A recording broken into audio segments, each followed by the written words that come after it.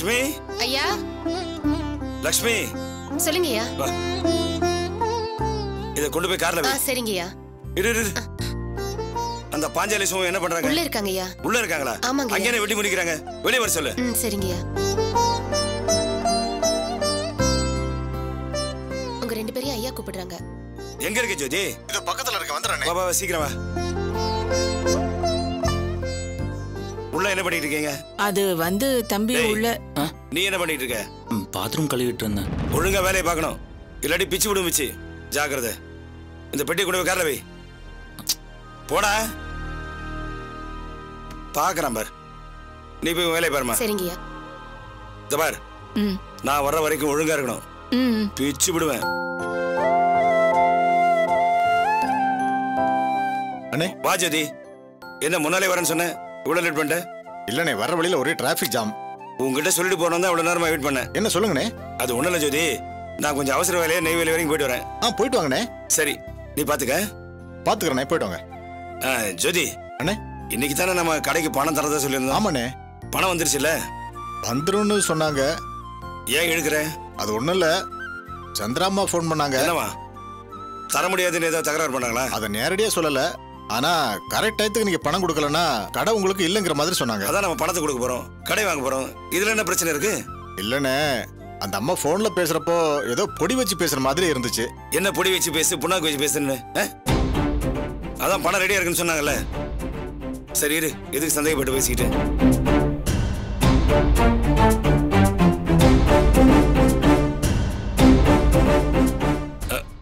Hello. வணக்கம்மா, நான் தான் கவுன்சிலர் டைனோசர் குமார் பேசுறேன். சொல்லுங்க ஐயா. ஒண்ணும் இல்லம்மா, அந்த பண விஷயம் ரெடி பண்ணிட்டீங்களே? மதியில உங்க கூட? பக்கத்துல தான் இருக்கா. பணம் எல்லாம் ஒண்ணும் பிரச்சனை இல்ல, ரெடியா தான். ஓகே, அப்போ ஒன்றும் பிரச்சனை இல்லை. ஆமாங்க ஐயா. மதிக்கிட்டு கொடுக்கட்டுங்களா? இல்ல வேணாம், அதான் பணம் ரெடியா இருக்குல்ல. அப்புறம் என்ன, இந்த பாருங்க, நீங்க மதிக்கிட்ட சொல்லி ஜோதி கிட்ட பணத்தை கொடுக்க சொல்லுங்க. அவன் மத்ததெல்லாம் பாத்துக்குவான். நான் அவசரமா வெளியே போறேன், அதான் உங்ககிட்ட சொல்லிட்டு போறான்னு போன் பண்ணேன். சரிங்க. ஒன்னும் பயப்பட வேணாம், கடை நமக்கு தான். நீங்க தைரியமா இருங்க. வச்சிரமா. ஜோதி அண்ணே, கடை விஷயத்துல நாம கொஞ்சம் உஷாரா இருக்கணும். நான் பாத்துக்கிறேனே, தைரியமா போயிட்டு வாங்கண்ணே. பார், ஏதாவது பிரச்சனைனா உடனே போன் பண்ணு, சரியா? சரிண்ணே. டேய், நீ என்ன பண்ணிட்டு இருக்கீங்க? ஒண்ணும் இல்ல. டேய் வாங்க. இந்த பார், நான் ஊருக்கு போயிட்டு வரதுக்குள்ள வீடு முழுக்க கிளீன் பண்ணி வைக்கணும், சரியா? புரியுதா?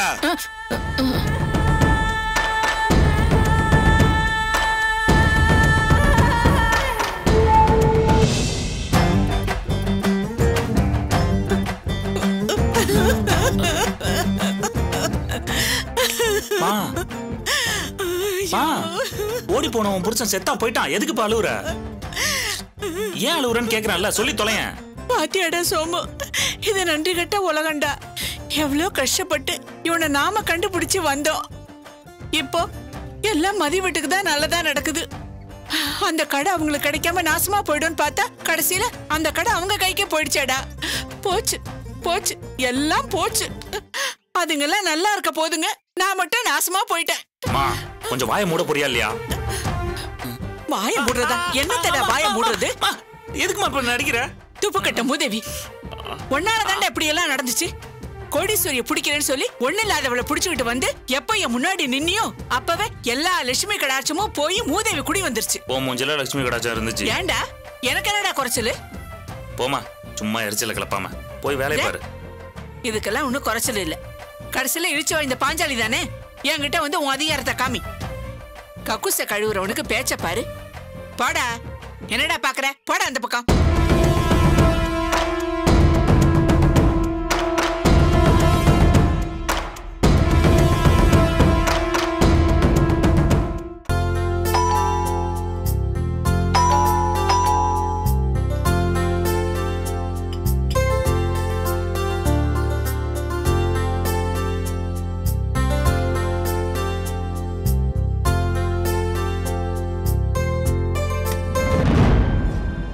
யாரு? துரசார் இருக்காங்களா? இருக்காரு. நீங்க யாரு? சந்துரு வந்திருக்கேன்னு சொல்லுங்க, சாருக்கு தெரியும். ஓ, நீங்க தானே அது? வாங்க வாங்க, உள்ள வாங்க. வாங்க வாங்க, இப்படி உட்காருங்க, நான் அவரை கூப்பிடுறேன். சரிங்க, உட்காருங்க. என்னங்க என்னங்க, உங்களை பார்க்க சந்திர வந்திருக்காரு.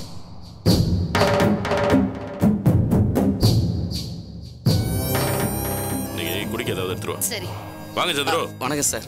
உட்காருங்க. அப்புறம் யோசிச்சிங்களா? நல்லா யோசிச்சிட்டேன் சார். என்ன முடிவு எடுத்திருக்கீங்க? உங்க கூட சேர்ந்துடலாம் முடிவு பண்ணிட்டேன். Very good super. நல்ல முடிவா தான் எடுத்திருக்கீங்க. வசந்தா குடு. பரவாயில்லம்மா, இப்பதான் குடிச்சிட்டு வந்தேன். சாப்பிடு தம்பி. குடிங்க. வாங்க சாப்பிடு.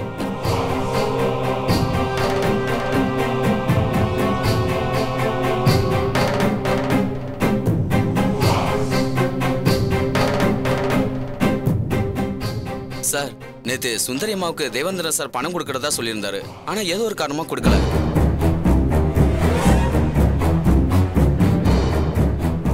இன்னைக்கு கண்டிப்பா கொடுக்கறேன்னு சொல்லியிருக்காரு. நான் போய் சுந்தரி அம்மா கிட்ட கொடுப்பேன். நீங்க சொன்னபடி பணத்தை ஏற்பாடு பண்ணிட்டு வந்துடுறீங்களா சார்? எவ்வளவு அமௌண்ட்னு சொன்ன? 3 லட்சம் சார். சரி, நான் 3 லட்ச ரூபா பணத்தோட வந்து ஏற்கனவே நம்ம மீட் பண்ண இடத்துல வெயிட் பண்ணிட்டு இருப்பேன். சரி சார். நீ தேவேந்திரன் பணம் கொடுத்தவனே அதை வாங்கிட்டு இமீடியட்டா வெளியே வந்து என்கிட்ட கொடுத்துரு. சரிங்க சார். அதுக்கு பதிலாக லஞ்ச ஒழிப்புத்துறைக்கு புகார் கொடுத்த பணத்தை நான் உங்ககிட்ட கொடுப்பேன். நீ அந்த பணத்தை எடுத்துட்டு போய் சுந்தரி கிட்ட கொடுத்துரு. சரிங்க சார். நான் உனக்கு செய்யறேன்னு சொன்ன எல்லாத்தையும் கரெக்டா செஞ்சிருவேன். நீ எதுக்கும் பயப்படாத. எனக்கு எதுக்கு சார் பயம்? தேவேந்திரன் சார் பணத்தை கொடுத்து சுந்தரி அம்மாட்ட கொடுக்க சொல்லியிருக்காரு. ஆனா அது லஞ்ச பணமா என்னங்கிறது எனக்கு எப்படி தெரியும்? நான் அவர் ஆபீஸ்ல வேலை பார்க்கிற சாதாரண அட்டெண்டர். அவர் சொல்ற வேலையை செய்யறது தான் என் வேலை. அவர் என்ன வாங்குறாருன்னு எனக்கு எப்படி சார் தெரியும்? சூப்பர். நீ இப்படியே மெயின்டைன் பண்ணிக்கோ. அவன் உள்ள போயிடுவான், மற்றதெல்லாம் நான் பாத்துக்கிறேன். போகணும் சார். அந்த ஆள் உள்ள போகணும். அவனுக்கு இருக்கு. சரி, நீ ரொம்ப நேரம் இங்க இருக்க மாட்டான். இந்த ஏரியா பக்கம் உன்னை யாரும் பாத்துறக்கூடாது. நீ கிளம்பு. Thanks sir. வரமா? சரி.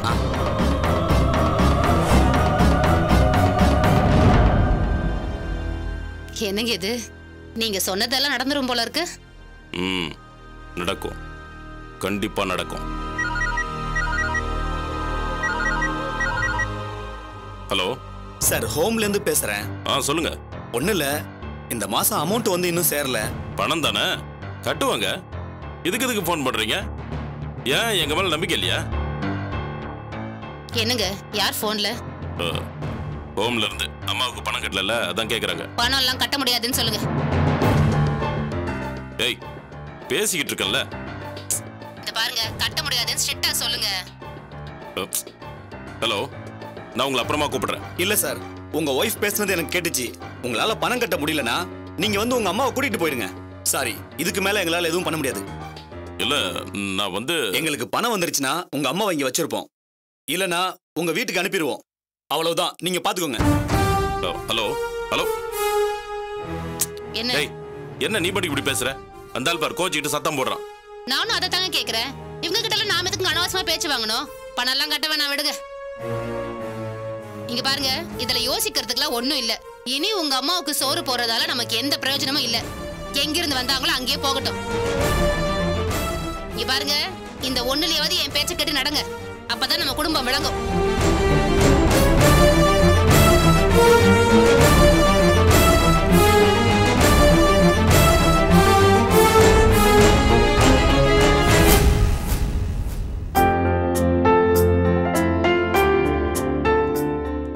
வா பாபு, ஜூஸ் சாப்பிடுறியா?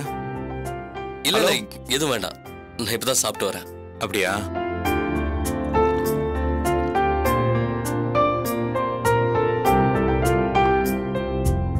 சொல்லுங்க. என்ன சொல்லணும்? அதான் நித்யா விஷயமா நேர்ல பேசலாம்னு சொன்னீங்களே. நீதான் சொல்லணும் பாபு. நானா? ஆமா, இப்ப நித்யாவை பத்தி உன் மனசுல என்ன இருக்கு? அது முடிஞ்சு போன கதை. இப்ப எதுக்கு அதை பத்தி பேசிட்டு? நீ கோவப்படுறதுல நியாயம் இருக்கு பாபு. வேண்டாம் ப்ளீஸ். அவளை நியாயப்படுத்தி பேசுறதை விட்டுட்டு வேற ஏதாவது பேசுங்க. நீதானே அவளை பத்தி பேசணும்னு சொன்ன. ஆமா, அவ கேஸ வாபஸ் வாங்கியிருக்கா. அதுக்கு பின்னாடி வேற ஏதாவது திட்டம் இருக்கான்னு தெரியலையேன்னு கேட்டேன். இதெல்லாம் ரொம்ப தப்பு பாபு. நித்யா தப்பு பண்றப்பெல்லாம் விட்டுட்ட, இப்ப திருந்தி வரப்ப இப்படி தப்பா பேசுறியே. உன் மேல போட்ட கேஸை வாபஸ் வாங்கியிருக்கா. அவ அப்படி பண்ணலனா இன்னைக்கு நீ ஃபாரின் போக முடியாது தெரியுமா? அந்த நன்றியை கொஞ்சம் நினைச்சு பாரு பாபு. நித்யா என்ன சொன்னா தெரியுமா? பாபு என்ன வேணாலும் நினைச்சுக்கட்டும், பாபுக்கு நான் பண்ண துரோகத்துக்கு பரிகாரமா தான் இந்த கேஸை வாபஸ் வாங்குறேன்னு சொன்னா.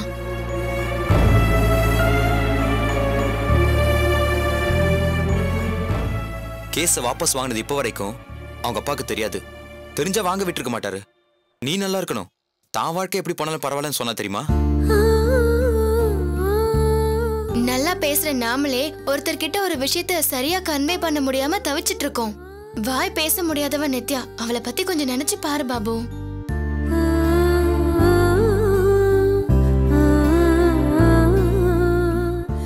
அவளை அவ வீட்டுல டெய்லி அடிக்கிறாங்களா? இதை எங்க கிட்ட சொல்லி எப்படி அழுத தெரியுமா? கேக்குற எங்களுக்கே ரொம்ப பாவமா இருந்தது. அவ உனக்கு செஞ்ச துரோகத்தை தாண்டி நிறையவே தண்டனை அனுபவிச்சிட்டா. இதுக்கு மேலயும் என்ன பண்ணணும்னு நினைக்கிற பாபு? நானும் 2-3 தடவை அவளை பார்த்தேன். மனசுக்கு ரொம்ப வருத்தமா இருந்துச்சு. அவ லைஃப்ல எப்படி இருந்திருக்க வேண்டியது தெரியுமா? அவளே தான் எல்லாத்தையும் கெடுத்துக்கிட்டா. நீ சொல்றது கரெக்ட் தான் பாபு. மொத்தமா எல்லாத்தையும் கெடுத்துட்டு இப்ப உட்காந்து வருத்தப்பட்டு இருக்கா. இப்பவும் சொல்றேன், அவளை நினைச்சா என் மனசுக்கு ரொம்ப கஷ்டமா தான் இருக்கு.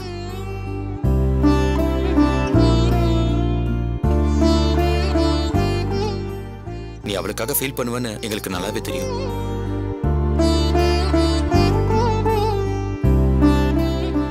இப்ப அவளை பத்தி யோசிக்கிறதுக்கோ கவலைப்படுறதுக்கோ யாருமே இல்ல. அவ வீட்டுல இருக்கிற எல்லாருமே அவளை ஒரு சுமையா நினைக்கிறாங்க.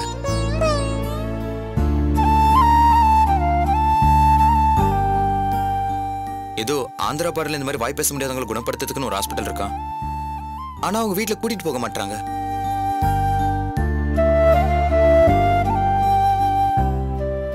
இளங்கோ, மைதிலி, நீங்க எனக்காக ஒரு ஹெல்ப் பண்ணணும். சொல்லு பாபு. அவளை ஹாஸ்பிட்டலுக்கு நீங்க யாராவது ஒருத்தர் கூட்டிட்டு போகணும்.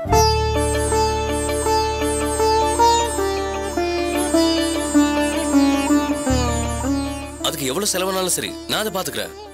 செலவை பத்தி பிரச்சனை இல்ல பாபு. ப்ளீஸ், உங்களை கெஞ்சி கேட்டுக்கிறேன், எனக்காக இதை பண்ணுங்களேன்.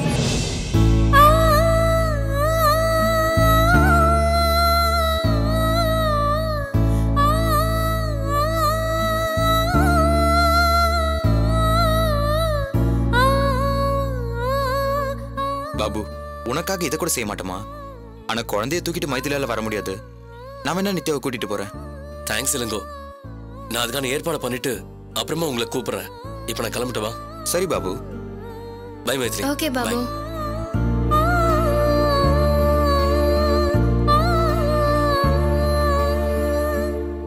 போலாமா? நீங்க ஏன் இப்படி பண்ணீங்க? உங்க ஃப்ரெண்டுக்கு முன்னாடி நீங்க மட்டும் நல்லவர் ஆயிடுவீங்களா? என்ன சொல்ற நீ? இல்ல, அவங்க 2 பேரையும் ஹாஸ்பிடலுக்கு அனுப்பலாம் தானே நம்ம பிளான் பண்ணோம். நீ அதை சொல்றியா? எப்படியா இருந்தாலும் பாபு வரமாட்டேன்னு பிக்கு பண்ணுவான். அதனால நான் என்ன யோசிச்சேன்னா, நான் நித்யாவை கூட்டிட்டு பாதி தூரம் போனதும் அவசரமா ஒரு வேலை வந்திருக்குன்னு சொன்னேன்னு வை, பாபு வந்து கூட்டிட்டு போய் தானே ஆகணும். 2 பேரும் தனியா இருக்கிறப்ப எல்லா பிரச்சனையும் தீர்ந்து போயிடும். நாம எடுத்து சொல்லி புரிய வைக்கிறத விட அவங்களா புரிஞ்சுட்டு ஒண்ணு சேர்ந்தா நல்லா தானே இருக்கும். ஆமாங்க, இது கூட கரெக்ட் ஐடியா தான். இப்பவே பாபு அவளுக்காக எவ்வளவு ஃபீல் பண்ணான்னு பார்த்தல. உண்மைதாங்க. அப்புறம் என்ன, அவங்க 2 பேரும் ஒண்ணு சேர்த்தாச்சு. இந்த சந்தோஷத்திலே கிளம்பலாமா?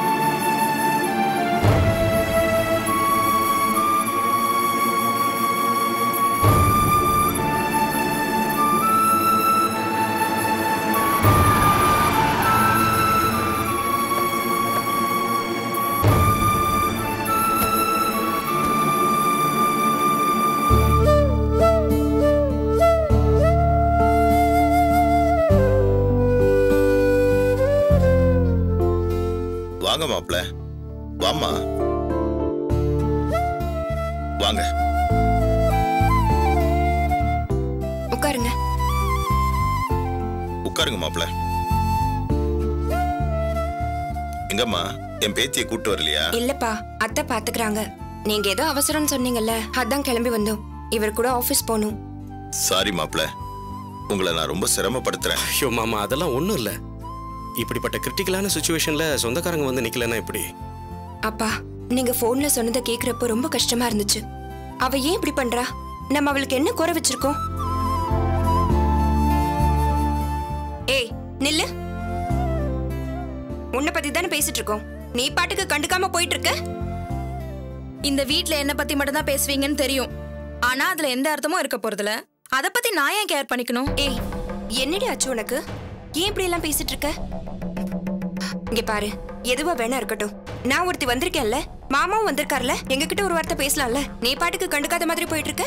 நீங்க எதுக்கு வந்திருக்கீங்க, என்ன பேச போறீங்க எல்லாம் எனக்கு தெரியும்க்கா. தேவையில்லாம பேசி எதுக்கு மனசை கஷ்டப்படுத்திக்கணும்? அதான் போட்டேன்னா ஒண்ணு. பெரிய மனுஷி மாதிரி எல்லாத்துக்கும் பதில் சொல்லிட்டு இருக்க. வந்து உட்காரு வா. தேவையில்லை, நான் இங்கே நிக்கிறேன்.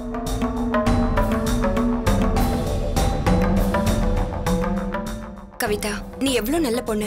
உன்னை தேனெல்லாம் நினைக்கிறப்போ எவ்வளவு பெருமையா இருக்கும் தெரியுமா? என் தங்கச்சிங்க அப்பா பேச்ச கேக்குற பொண்ணுங்க. நாங்க 3 பேரும் அவ்வளவு ஒத்துமையா இருப்போம். அப்படியெல்லாம் வெளியில எவ்வளவு பெருமையா பேசுவேன் தெரியுமா? இப்பவும் நான் அப்படிதான் இருக்கேன். என் சைட்ல எந்த சேஞ்சஸும் இல்ல. நீங்க தான் மொத்தமா மாறிட்டீங்க.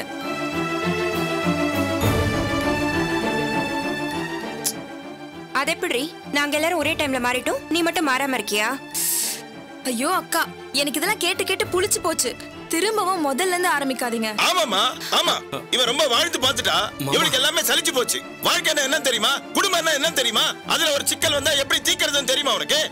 அண்ணன், தம்பி, பங்காளி, உறவுன்னு எல்லாத்தையும் ஆண்டு அனுபவிச்சிட்டல்ல. உனக்கு எல்லாம் தெரியும், எனக்கு ஒண்ணும் தெரியல. மாமா கொஞ்சம் பொறுமையா இருக்கு. இல்ல மாப்ள, இவன் இப்படிதான் பேசிட்டு இருக்கா, கோவப்படுற மாதிரி. எல்லாத்துக்கும் ஒரு கருத்து, எல்லாத்துக்கும் ஒரு விளக்கம். இத பாருமா பத்மினி, எனக்கு ஃப்ரஸ்ட்ரேஷனா இருக்கு. எனக்கு பிபி ஏறுதுமா. இத பாருமா, உங்க 2 பேரும் எதுக்கு தெரியுமா முக்கியமா வர சொல்லிருக்கேன்? என் ஆபீஸ்ல வேலை செய்யற ஃப்ரெண்ட் ஒருத்தர் மூலமா ஒரு பையனுக்கு இவ்வளவு பேசி முடிச்சிருக்கேன்.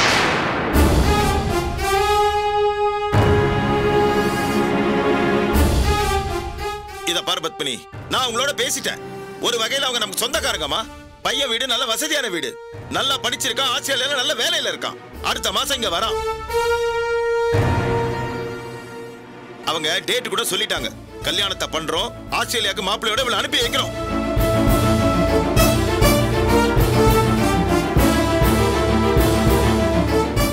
இத பாருங்க மாப்பிள்ள, எனக்குன்னு இருக்க ஒரே சொந்தம் நீங்களும் உங்க அம்மாவும் தான். நீங்க கூட இருந்து தயவு செஞ்சு இந்த கல்யாணத்தை நல்லபடியா முடிச்சு கொடுங்க. அதுக்காகத்தான் மாப்பிள்ள உங்களை வர சொன்னேன். யாரை கேட்டு இந்த மாதிரி முடிவுலாம் எடுத்தீங்க? யாரை கேட்கணும்? என்ன கேட்கணும்? எதுக்கு உன்னை கேட்கணும்? நான் தான் கல்யாணம் பண்ணிட்டு வாழ போற பொண்ணு. நீ தான் கட்டிட்டு வாழ போற. நீ சாக்கடையில குதிப்பேன்னு சொல்லுவ. அதை பார்த்து நான் சும்மா இருக்கணுமா? இன்னொருத்தர் இடத்துல நின்னு பார்த்தா நாம கூட சாக்கடையா தான் தெரியும். ஏய், என்னடி வாய் இஷ்டத்துக்கு பேசு.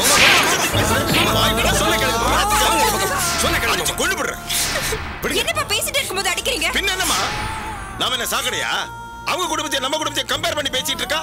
நான் இவ்வளவு எதுக்குமா சொல்றேன்? இவன் நல்லா இருக்கணுங்கிறதுக்காக தானே. சொல்லி சொல்லி என் வாயெல்லாம் வலிச்சு போச்சு. யாரோ ஒரு பையனை லவ் பண்றேன்னு சொன்னப்ப நான் வேணா நான் சொன்னேன். அந்த துரை குடும்பம் நல்ல குடும்பம் எல்லாம் தெரிஞ்சதுக்கு அப்புறம் எப்படி கட்டி கொடுக்க முடியும்? இது கூட புரிஞ்சுக்காம என்ன பேசுறா?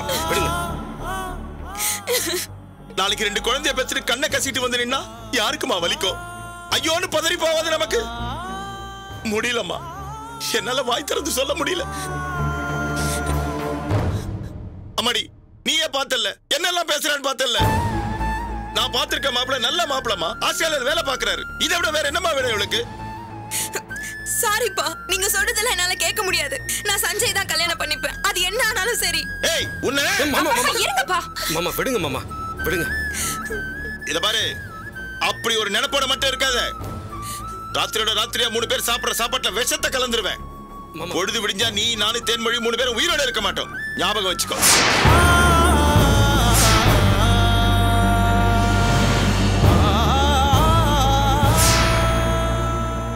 அந்த துரையோட பையனுக்கு உன்னை கட்டி வைக்கிறத விட நாம 3 பேரை செத்து போறது எவ்வளவு உத்தமம் இல்லையா?